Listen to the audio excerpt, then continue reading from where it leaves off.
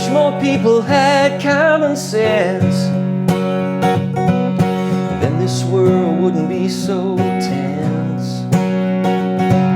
'Cause in our cities and our towns, it feels like things are upside down. Right is wrong and wrong is right, and all they want to do is fight. But common sense ain't too common, and what is true is long forgotten. Just give us a little sanity.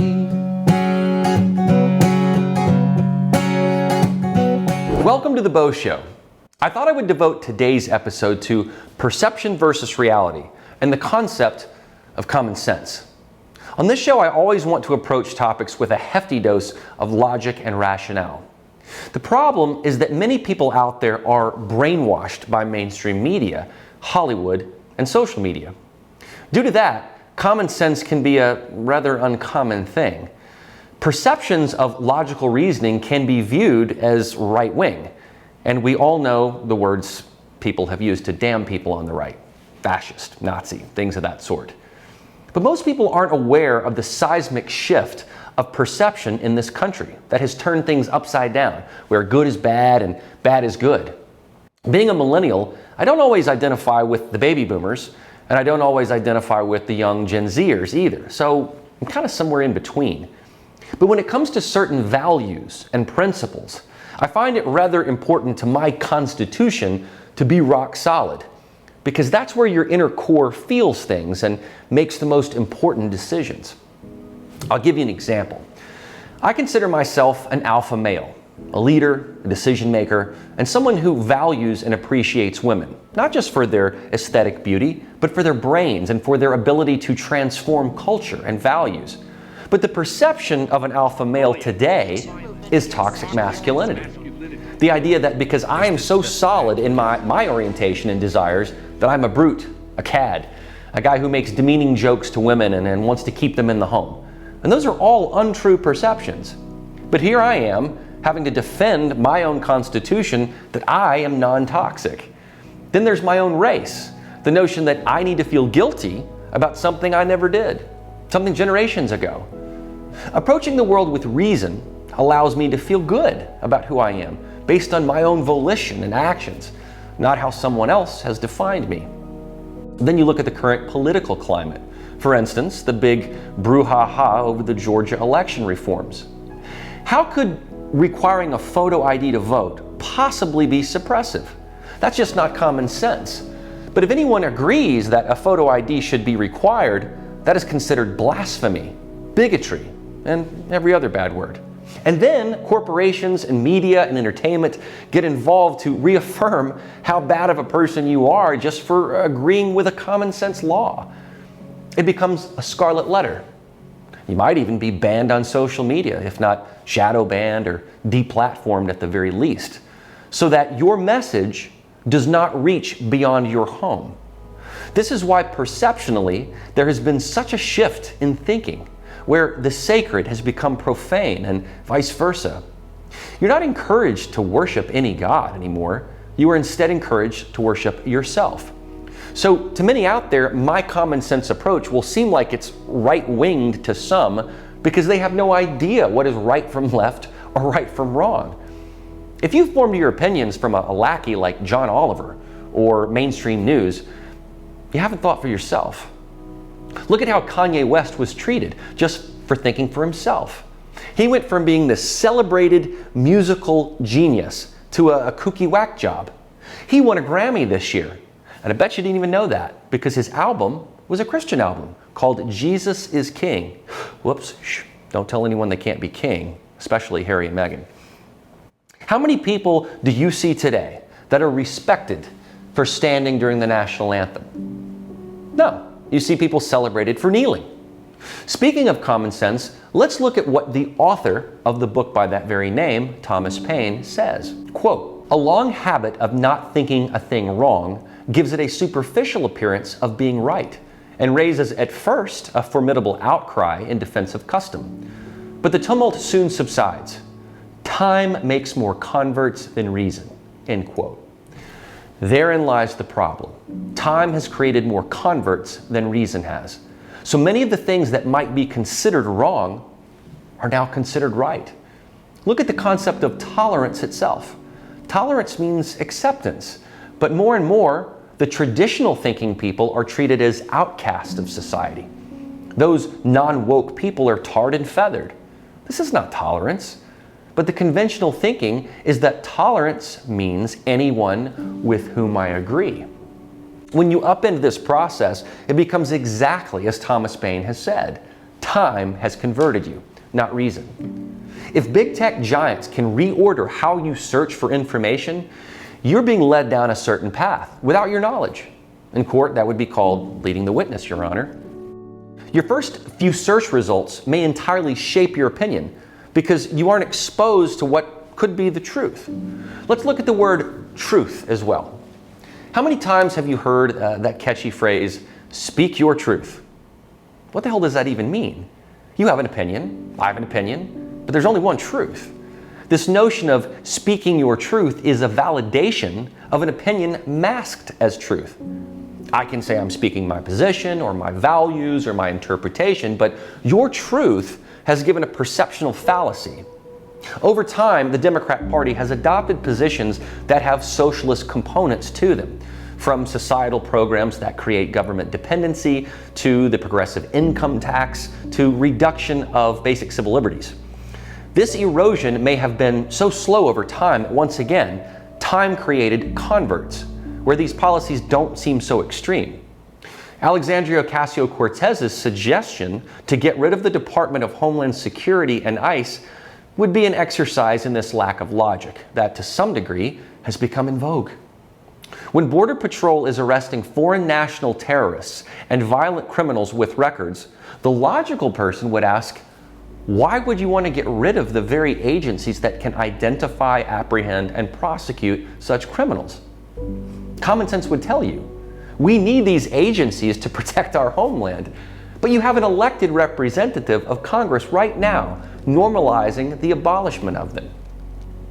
Redistribution of wealth and monetary punishment for success are some other of these socialistic policies that have become favorable. So, when you see Americans who've come from places like China, Venezuela, Cuba, where policies like this were horrible and oppressive, it makes one wonder why anyone in America would want to adopt that same system right here in the US. It just defies logic. But the way the media works is that it uses propaganda to sway your opinion. Irreversible gender reassignment for minors will become mainstream and acceptable. This was just debated in Arkansas, and Republican Governor Asa Hutchinson took a perplexing and illogical position on that issue. You don't hear a great deal anymore about the founders of our country because they're not sexy enough to speak about. They'd rather you form your opinions from thought leaders like Cardi B, Joy Behar, and Chrissy Teigen.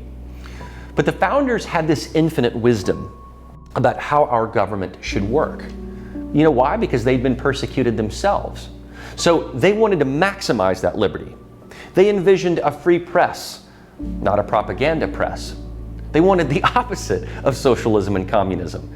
So when you see any policies that have socialist tones or tenets, you have to wonder why any common sense person would vote in favor of such a policy or such a politician. Now, that is not to say that everyone in the Republican Party has the perfect idea. But when a guy like Joe Manchin seems like the only person in his party applying logic, it's very unsettling. Dave Rubin, host of the Rubin Report, said he didn't leave the Democrat Party, but rather the Democrat Party left him. That's a very significant realization.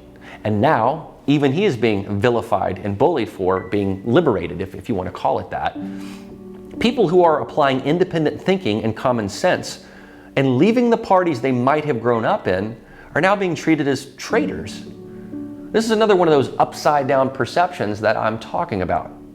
And let's face it, common sense is an oxymoron. It is not so common anymore. My message really here is for those of you who've become complacent in our society, that you don't think that you have to think for yourself because you've been peer pressured into thinking certain ways because your university professors, TV media, social media, and even some of your friends have forced this upon you into one uniform drumbeat. You have given in to the black square on Instagram because everybody was doing it, and if you didn't, you might be shunned. You posted that hashtag because you feared the consequences.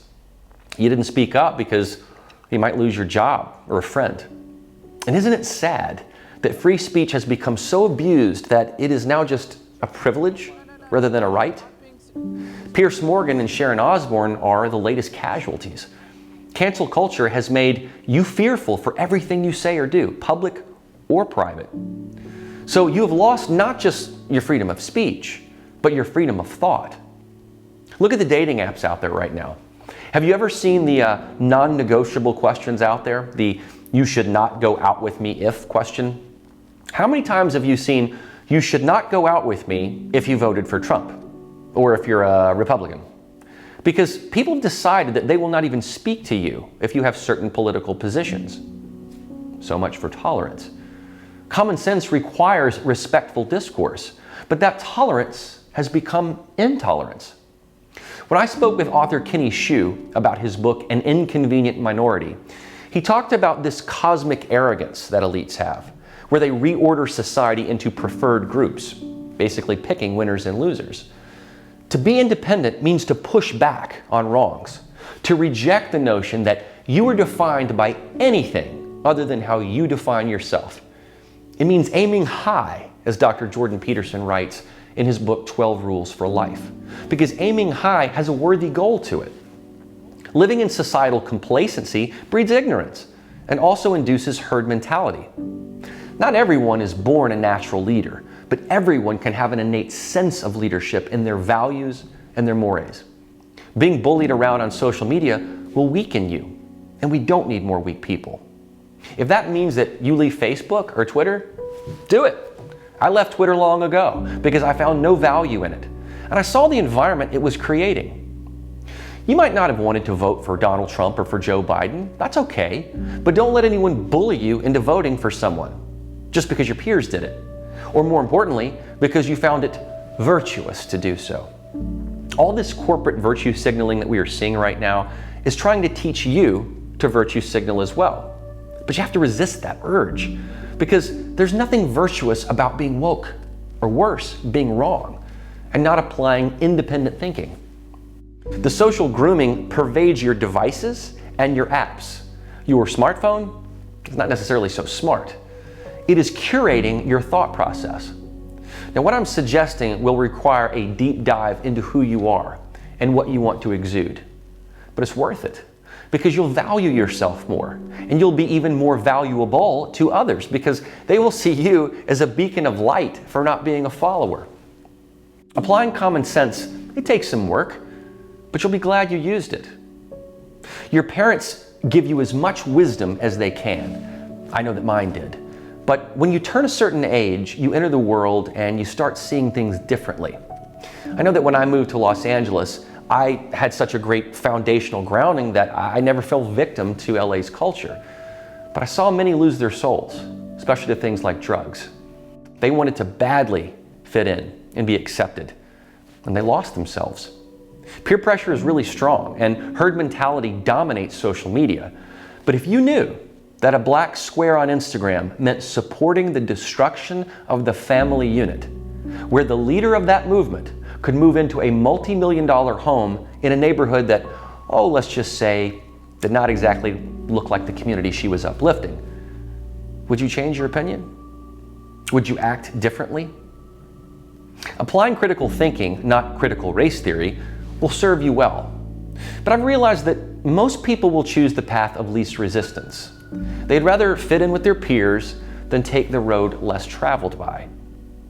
Sadly, acceptance has become more favorable than independence. And I think a lot of that has to do with guilt and shame that comes with social media bullying and the reinforcement by the media itself.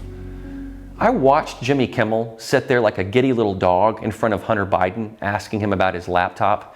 Yes, the same Hunter Biden who has meth mouth and sleeps with hookers. Kimmel let him off the hook. So when you watch Jimmy Kimmel, and you think, oh, well, Hunter Biden isn't so bad. You couldn't ask for a softer interview.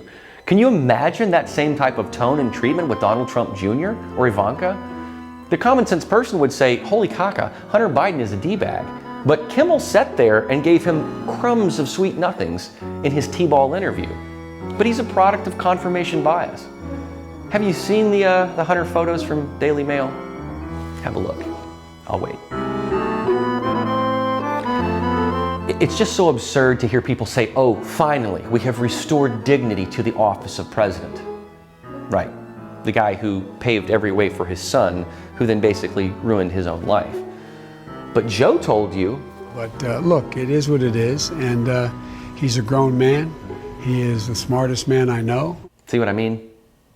I recall a 2004 interview that Katie Couric conducted with one of my favorite actors, Denzel Washington. You can't even find it on social media. In a gotcha moment, Couric tried to call Denzel one of those Hollywood people, to which Denzel rightly called her out. But then she pressed him further by saying, "You're an actor," to which he replied, "No, I'm a human being whose job is acting." Washington was applying common sense logic when Couric was trying to pigeonhole him.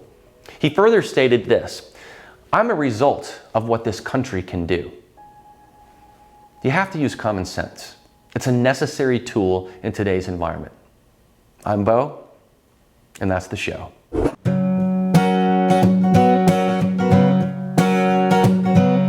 I wish more people had common sense.